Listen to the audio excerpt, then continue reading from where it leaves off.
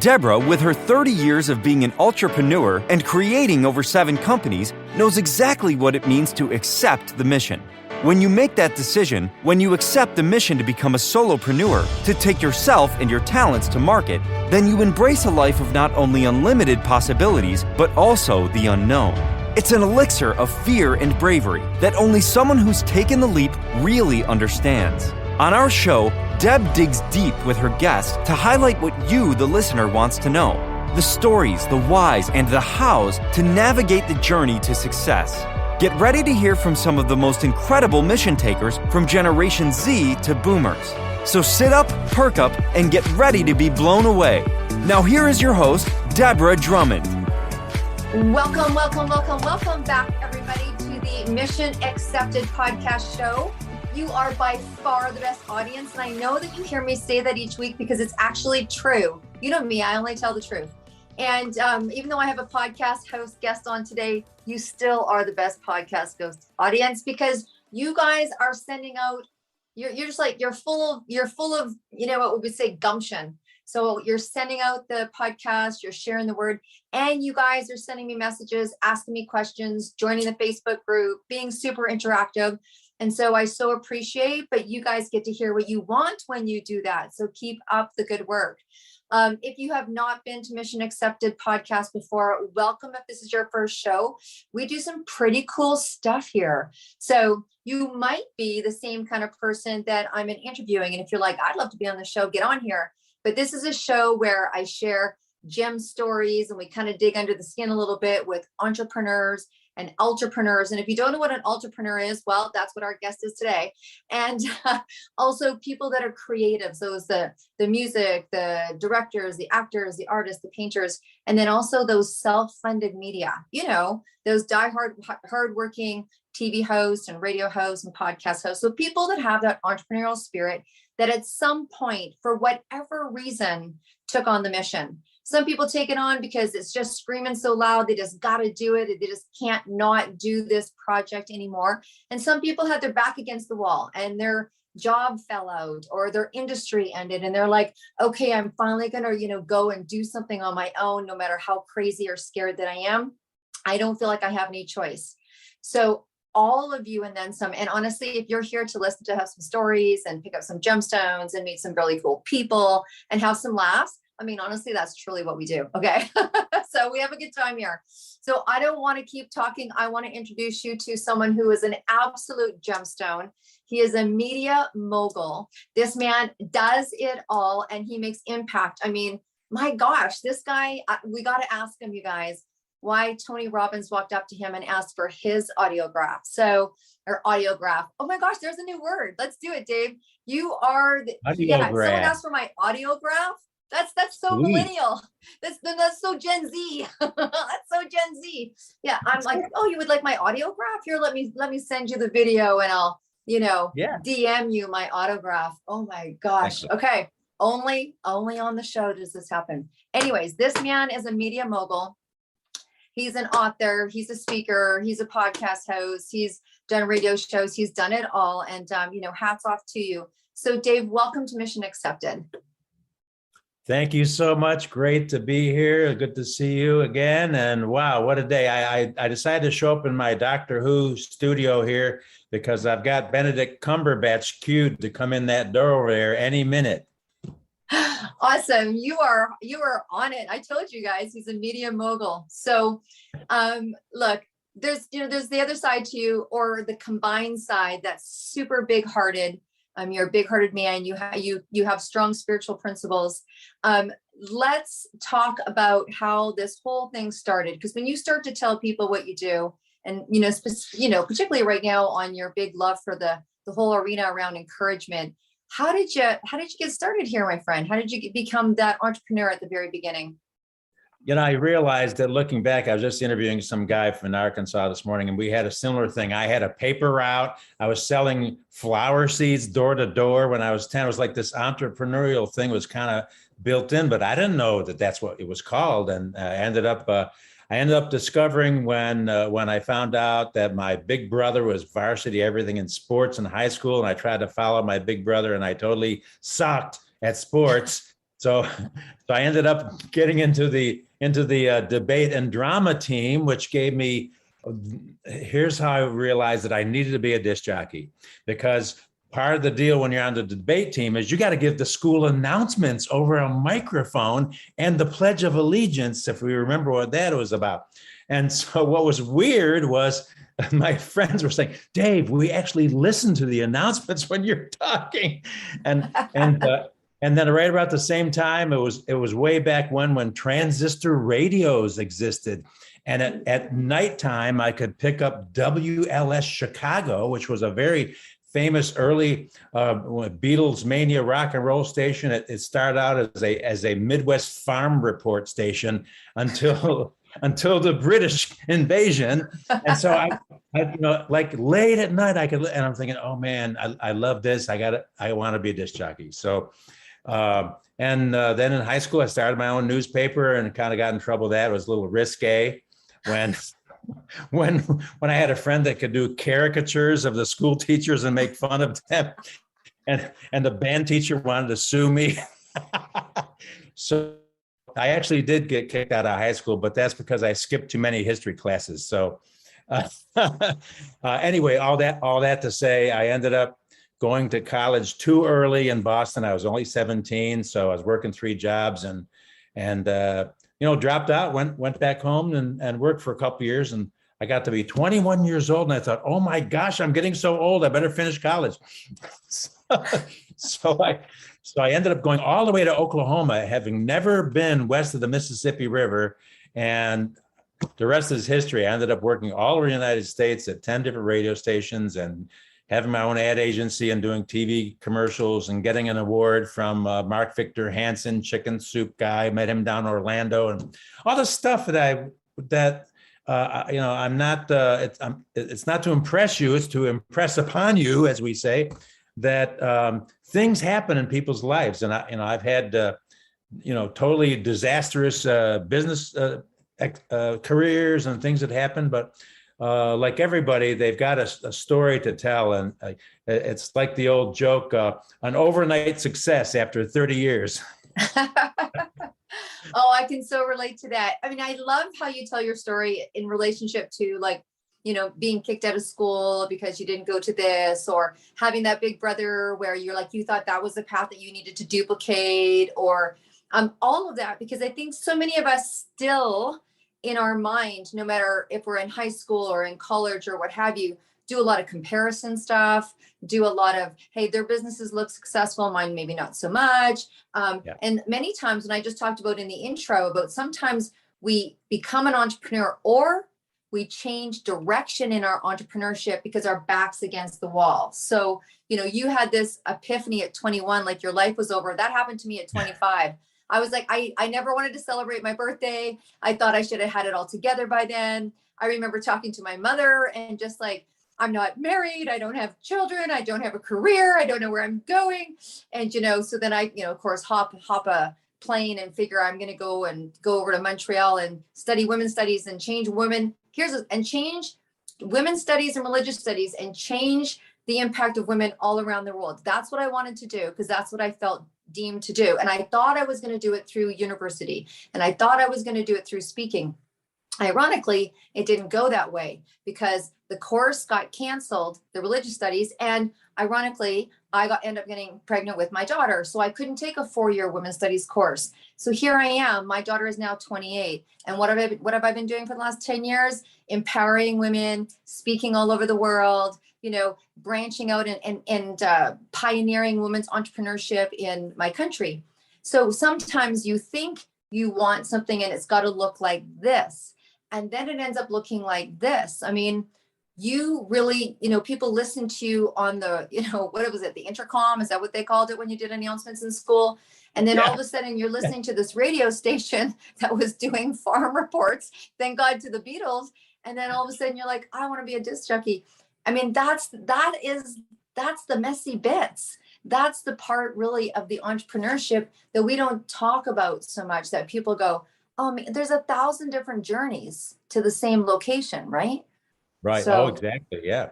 So I get down to Oklahoma, and I'm kind of like freaking out because I'm thinking, oh boy, what's the culture down there like in Oklahoma?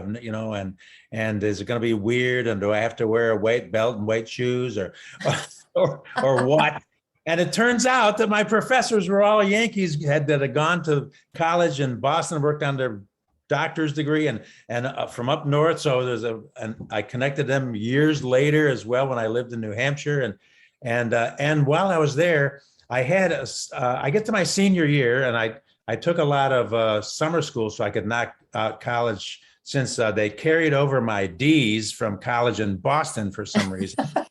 To get to be a sophomore, I had to take this remedial reading course on this primitive computer-looking thing where you could press a button and make it go faster and faster and learn how to read paragraphs all at the same time for speed reading. And so I got to be a senior and somebody says, hey, Dave, you ought to go up to seminary, to graduate school in Kansas City. And now that you're a senior, and I'm thinking, oh, well, I had 2 months. I graduated in May, June. I had 2 months before I did move to Kansas City. And so I found this guy, Johnny Dark, WKY radio is a big, what we call a flamethrower, 50,000 watt AM station. You could hear it all over the country.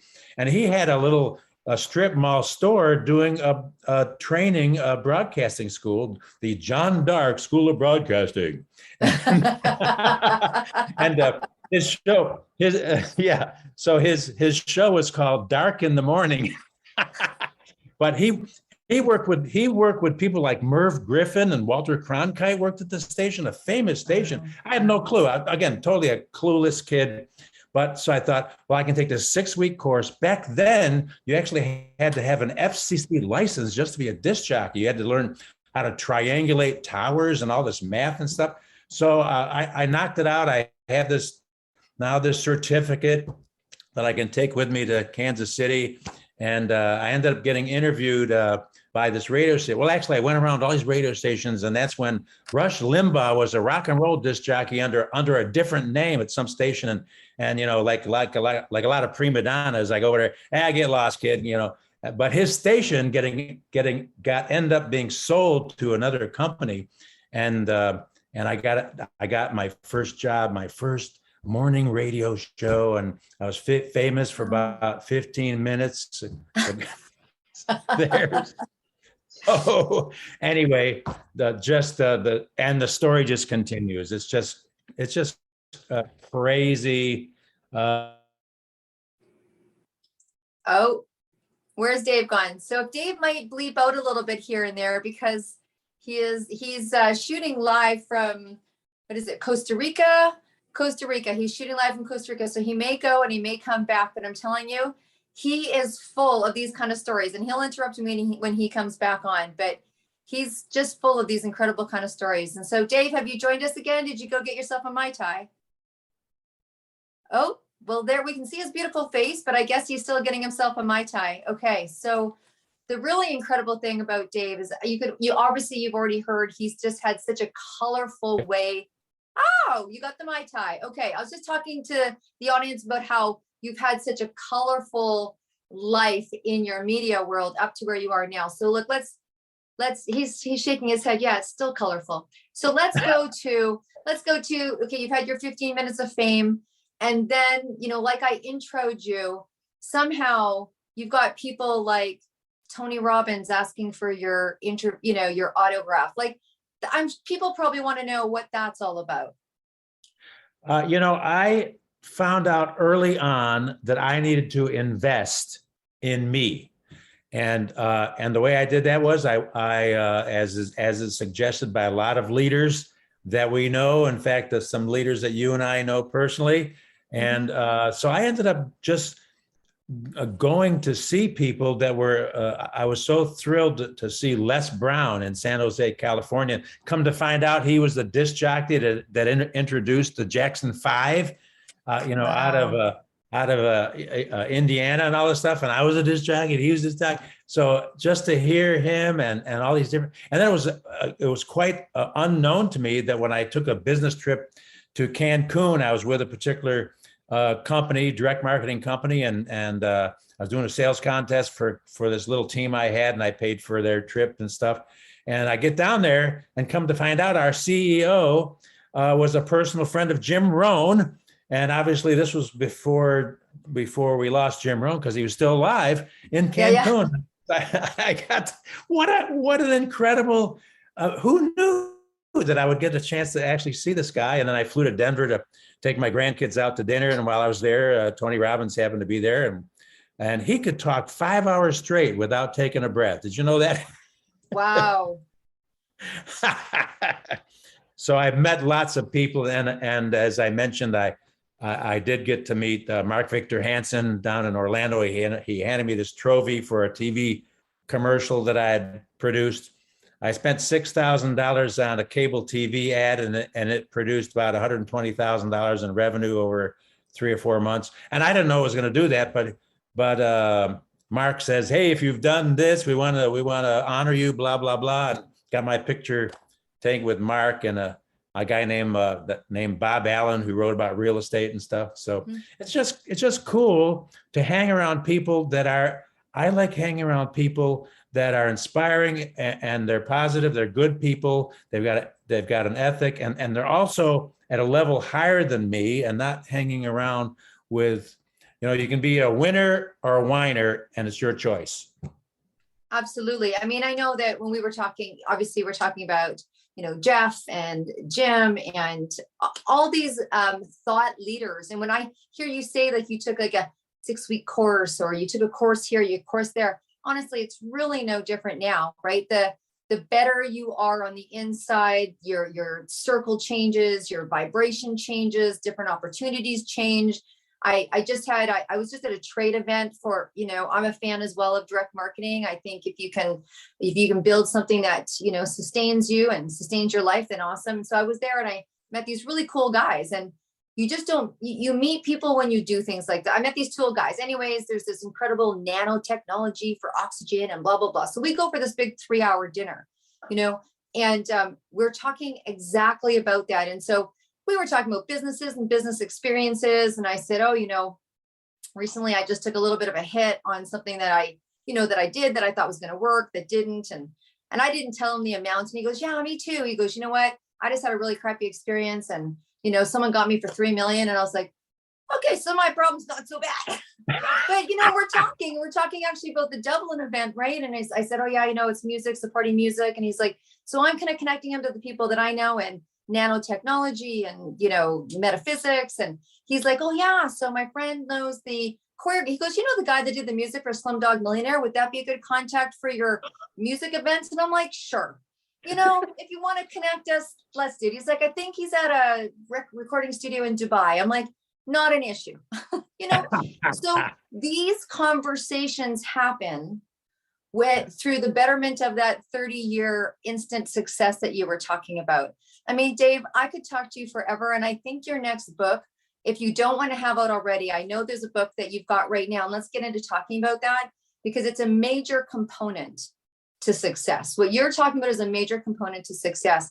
But I really, truly think you got to get those stories down on paper, and the chapters of your life in relationship to business and success and joy and all of that. If you don't have it already, I'm going to encourage it. I'll buy your first book. I'll help you market it. How's that? Awesome. Well, the guy that I interviewed this morning from Tennessee, his whole gig is helping business owners write a book without having to write it. They actually interview people, and they just make it as an audio thing. And this guy creates the book. He's got a publishing company, and that's the concept which is kind of how I wrote my book. I went down, I don't know if you know a guy named Mike Koenig's You Everywhere Now out of San Diego. I went down 2015 for a long weekend, and the concept was get your book out. And it happened to hit #1 bestseller on Amazon at that time. That's how, that's not a permanent placement, of course, but it wasn't about making money with a book. It was about getting my message out that there's something about encouraging someone. I look at name tags in the grocery store. These people are working at a minimal wage. Their head is down all day scanning things. And I look at their name tag and I call them by name, and you would not believe what that does for a person. It's just amazing all the little things that we can do to help people, to just encourage them. And I read about a guy in a famous book from 2,000 years ago that talked about seeing people for what they could be, and not for what they are. Yeah. That's incredible. Seeing people for what they can be. That's, potentiality, right? Dr. Deepak Chopra. Potentiality. That's what that is. So, Mr. Encouragement. So as it turned out, how I wrote the book was, I'm thinking, I've been thinking about this book for 12 years. And after that meeting, I came home, I wrote the first chapter, the principles of encouraging people and why that is important for everybody, how it can change my life and your life, what it does for you when you encourage somebody. But how I ended up writing it was, I had all these radio interviews. I had interviewed the guy that put Seinfeld in the syndication. He knew Jerry, he walked the red carpet. And he went through a life change where he found some incredible encouragement. I met all these other people from around the world, England, South Africa, Singapore, and they all had these stories about somebody encouraged them. So I ended up finding a guy that in England that could transcribe all my radio shows and put them into chapters. And so that's how it ended up getting published very quickly. And that's my story, and I'm sticking with it. Yeah, well, but isn't it nice though? Because when people think about, so look, I have a publishing, company, and I focus on the, entrepreneurs and, the same kind of people that I'm talking to. So, mine is niched around people that are in business, and, those people doing really good things in the world, right? So, but as we go through that process, one of the things, because I do anthologies and I collect stories, much like what you probably did there, you just collected them through your interviews, is people go through a real process, right? To write a book. So a woman that is actually doing all the public relations and compiling of the books that I do, she says that 87% of people want to do a book, but less than 1% of people do. And I think the block to a lot of that is the idea of having to sit down and really take the time to write, because when you write, you process and you have feelings. The other part is, and we talk about this a lot with people that are the authors of the book, because they're not necessarily authors, they specialize in their sector, is they're like, even people, I had a woman, she's a $3 million income earner a year in the direct business that we talked about, direct sales. And she's like, was my chapter okay? Like, was it good? Like, who wants to hear from me? I'm like, what? But everybody kind of goes through that too. So having something like that where someone takes and actually does the compiling, and then I'm imagining that you're approving it and tweaking it as you go. But what a great way, and what good information to share with people, that if you want to get your word out there or do something like that,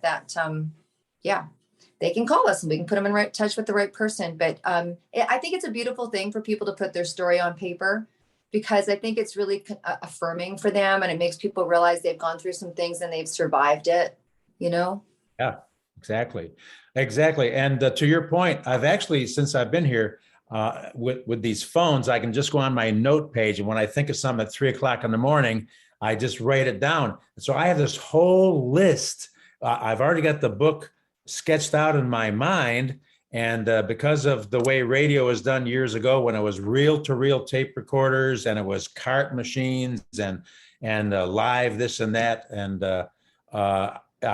I'm thinking about calling it Life in Fast Forward, because when you had these reel-to-reel tape recorders with people's radio shows on them, you had the fast forward stuff, and so that's kind of been, I've been basically a serial workaholic, and my life has been like 90 miles an hour, 24 hours a day kind of thing.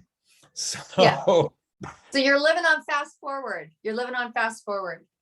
Well, I've learned to slow down, and Costa, you got to slow down when you come here, right? Yeah. Jeff Olson, slow down to go fast. That's it. It's a famous saying, and it's slow down to go fast. But let's rewind ourselves a little bit and go back to the encouragement book. Because when you talked about when people have their head down scanning, when people, and actually being able to lift them up, and your book it's a compilation of these encouragement stories. Like, tell us more about the guts of the book and what it's about, because that's something that you have actively right now just put together that people can tap into.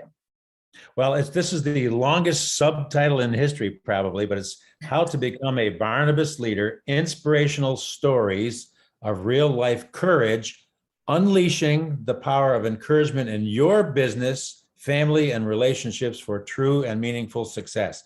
Could I make it any longer than that? I don't know. Does it cover the front and the back cover of the book or what?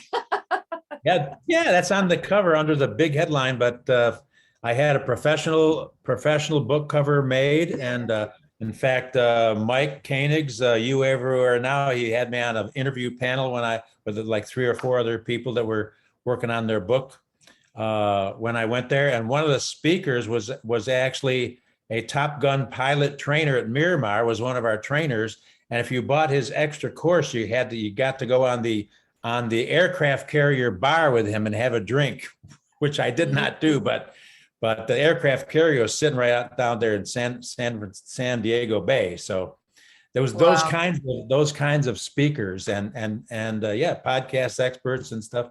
That's cool. That's very cool. That's the name of the book. It's a real life courage stories of people that been through hell and lived to tell about it. And when in your subject, so first of all, my new nickname for you is Mr. Encouragement. So Media Mogul, Mr. Dave, Mr. Media Encouragement, Media Mogul. So when you actually tell us, because people get it, they're like, oh, I'm going to read a story about someone else's, going through. I just call it a going through. And then that's going to be inspiring. But take it one step further, Dave. When people are reading other people's stories, how does that make them more successful as a person and in business? It's much of what you said about the person that was very successful yet felt intimidated. We've all got our intimidation blind spots on, I think, and so it's really showing them. Specifically, chapter 1 is what I started writing ebooks using these Sam Cart one-page funnels, which is kind of fun, and but the point is that I can show them how, if let's face it, a lot of big name people with no name are going through right now discouragement, despair, disillusionment, destructive lifestyles, whatever, and we all need to be encouraged, and even people you would have never thought of, like Robin Williams. Mm-hmm. Stuff happens. And so I think there's hope for people, but we can be that hypodermic needle of hope and not, mainlining hope, if that's a horrible thing, way to put it. But the point is that there are people right around us that are saying, how you doing? Oh, I'm great. How you doing? Oh, okay. And they're lying to you. And I happen to be a Mr. Networking guy. I will walk up to anybody and start asking, hey, where are you from? How you doing? Tell me about yourself. I love asking questions. I think questions is the key to getting to know people and building relationships based on where they're coming from. It's really not, it's not intended to be about me. Right. Well said.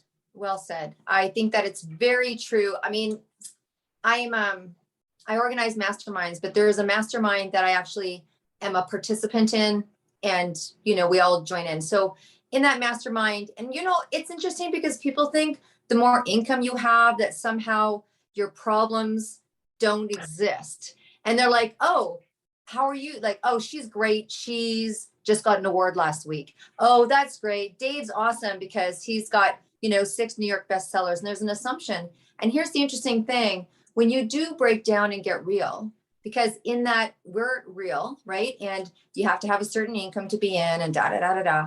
And so you're there, you get to be real. It's like, honestly, I think it's like the best unpaid therapy ever. We're like, okay, you get to be real and not have, my point to it is that anybody at any stage, no matter what it looks like, no matter what they drive, no matter what anything, everybody needs hope and inspiration. Like you said, it's an intravenous thing. I mean, and I think the more that people have their own challenges, but then we've all gone through world challenges, things that we have no control over. That has been, I think, part of the biggest challenges, because a lot of times with ourselves, we're like, okay, I can go do this, or I can go do this. But this last experience that we've gone through for the last couple of years has been a lot of the control of being able to do what you think you should do or what have you has been out of your hands. Yeah. That's exactly right. And I find it somewhat weird in one respect, but it's happened to me all my life, where for some reason people don't have any trouble telling me stuff, confidential stuff, and they just open up to me. And you can call it a gift, or I'm just totally weird, or whatever you want to say. I am, but let's not go there. Let's not go there. That's interview Dave Henning 2.0. Well, I think you're probably just an earth angel, my friend, where people feel like, they feel your goodness, kind of in your energy, and they feel safe around you. Yeah. And I have been known to gently confront people. if that makes sense. Yeah. There's a little ancient verse that says, speaking the truth in love.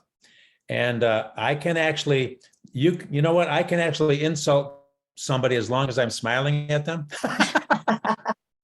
So if you're ever out for coffee with Dave and he doesn't stop smiling, there's your first clue. Look, I want people to understand, because when the title of your book is pretty self-explanatory, except please define for us this Barnabas thing.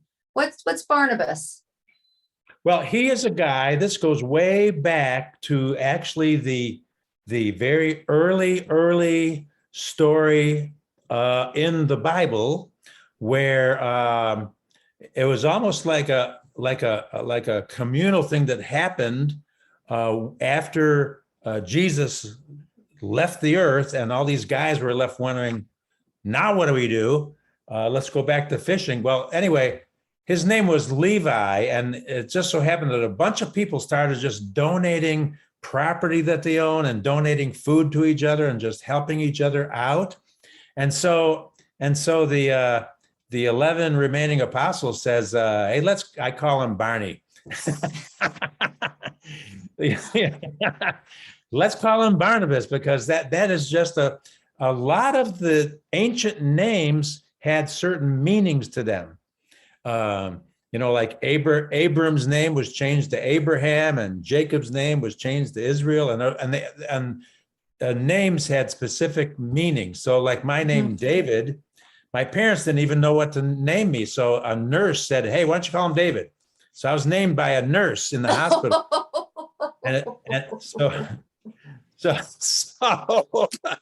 So it just so happens I'm either named after a famous king, David, who is a very, very influential guy with a slingshot, or I'm named after Super Dave on the old Smothers Brothers show, who ran around in a little white suit on a little tiny motorcycle and did stupid things. I think you're generously somewhere in between. I think you've got both. I think you've got both identities.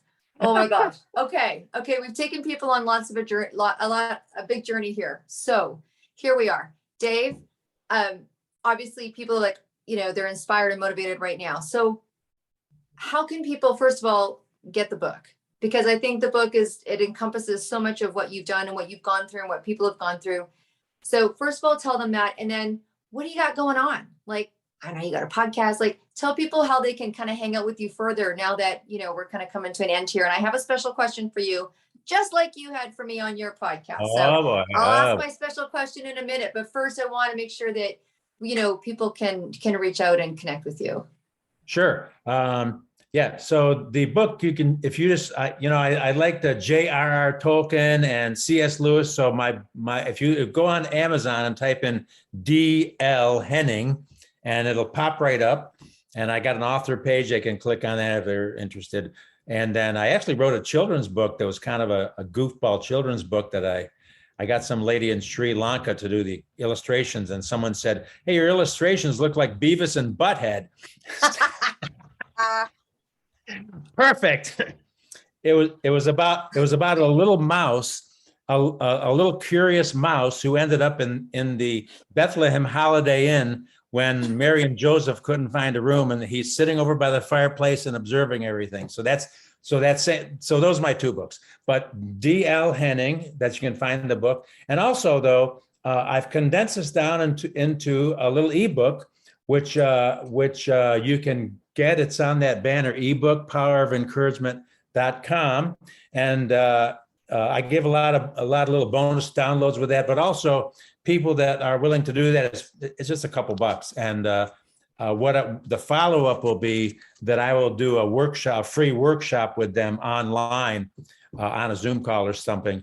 And so I really just want to connect with people. My website is well, one of them is called what is it called?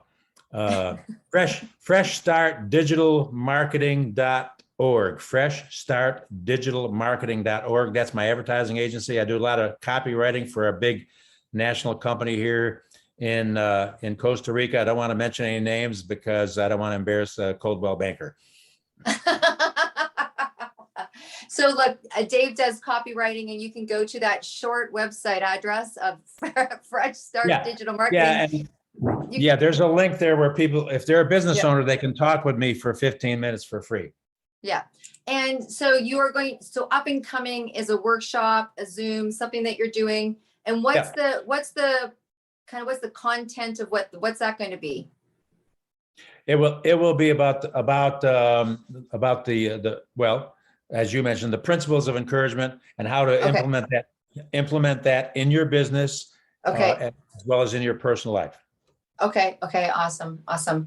And then you've also told people where to go get the book, and there you go. So I know that you're in Costa Rica, so we don't want to keep you away from the sun too long. So I have a special question for you. And I think particularly knowing you, this may be difficult, just like when you kind of asked my question to me, and I was like, can I have more than one? But you didn't let me, so I'm not going to let you either. So look, let's say you're going to, let me think, a desert island. Let's pretend there's no one else where you are. So you're going on a desert island, and that's it. You're going, you're done. You're living your life. You're taking one suitcase. And in that suitcase, you have room for one album. Now there's a record player on the desert island. It's more than just one song. So I'm going to give you a whole album. This is the album that you couldn't imagine not listening to for the rest of your days. What album is that? Abbey Road, side B. To the stars. You named it. You have no idea how many people struggle with that. They're like, how about my whole soundtrack? I'm like, not an answer. Not unless you're recording. That has a special memory. That's had a special memory for me because some guy gave me a little pill that I didn't know what it was, and I stayed up all night right when Abbey Road was released and listened to it over and over again. Dude, the old lysergic. Oh my gosh. Okay. I had a similar but different, that's all I'm going to say, incident. And so when people say a similar but different, and you know what, when people like, if it was like, what is it? I said it to a friend of mine who's actually an incredible music guy in Ireland. He actually owns a Michelin restaurant now called Or. There you go. There's a plug for you, Kieran. But we had a conversation one night, and for me, I said the song that absolutely has to be played at my funeral, and no one's going to probably know how deep and dear the song to me. Because if you ask anyone, if you said what was Deb's favorite music, they're going to say it's Fleetwood Mac, it's Janis Joplin. I mean, it's Elton John, but it's actually Deep in the Motherlode from Genesis. If you have not heard Deep in the Motherlode, Genesis, when, before Phil went off and did his own thing, Genesis, Deep in the Motherlode, that's the song that's going to play. And 90% of the people will be like, I don't even know why she'd play this. But I had the same incident. I have a very special memory. Yeah. Well, the reason I picked obviously the Beatles is because I got to see Paul McCartney in Charlotte, and then I got to see him again at the very last concert at Candlestick Park in San Francisco, which was also the last place the Beatles performed live, was at Candlestick Park, right before they tore down Candlestick Park. And I was in the fifth row, and Paul, his band breaks. He played for like 3 or 4 hours straight. So, history. He was just here. I saw him, I think 4 years ago. And then just before things went to, well, maybe 6 months before things went funky, he hadn't been in Vancouver, Canada since 1964 when the Beatles came and there was like a riot because people couldn't handle it. So there's a riot. So they got him out of there. Right. And so they never came back since 1964. And so when he came here a few years ago, he got on stage. Obviously, he was on his own and he profusely apologized for not coming back. We're like, yeah, that's a long time, dude. And what is he? How, he's definitely clear in his wisdom years.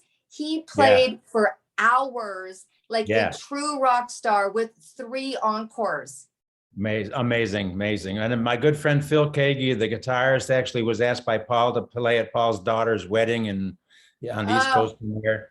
And so I know a lot of musicians. In case you don't know, Dave has just volunteered himself with all the information. Every time we talk, we get down this music. We go down the yellow brick road and we talk about all this music.